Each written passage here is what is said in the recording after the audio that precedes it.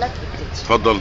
انا اسمي فتحي محمد شحاته وفي، من مواليد قريه الناصريه بمركز سمنود محافظه الغربيه. سافرت الكويت 19/6/93 على شركه المقاولات المصريه مختار ابراهيم سابقا على ترميمات قصر بيان، ومن هناك اتعرفت. قصر بيان ده ايه؟ قصر ملكي يعني؟ قصر بيان قصر بيان بتاع الكويت كلها. ماشي.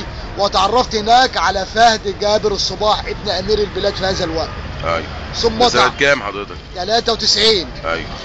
ثم رحت اشتغلت عند امير البلاد شخصيا استراحة مينا عبد الله تبع شركة اسمها شركة حسن علام، وهي شركة مصرية نفتخر بها كمصريين في العالم.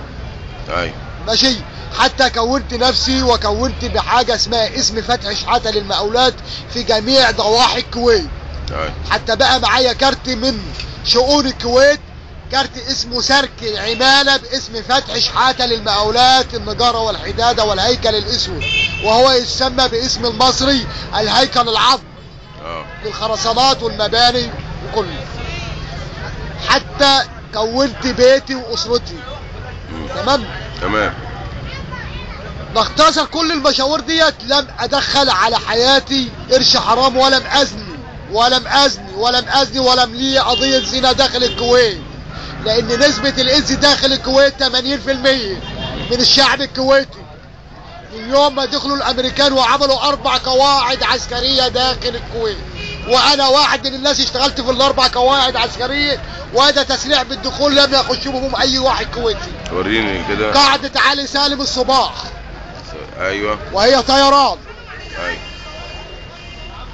وده وزارة الدفاع، مقر وزارة الدفاع اللي كنت بعمله شخصيا. ايوه يا بيه. مقر وزارة مبنى مقر وزارة الدفاع، واللي كان حقي عليه المهندس فهد سليمان الوجيان، عشان كان عايزني امارس معاه الجنس واخده كزوجة ليا.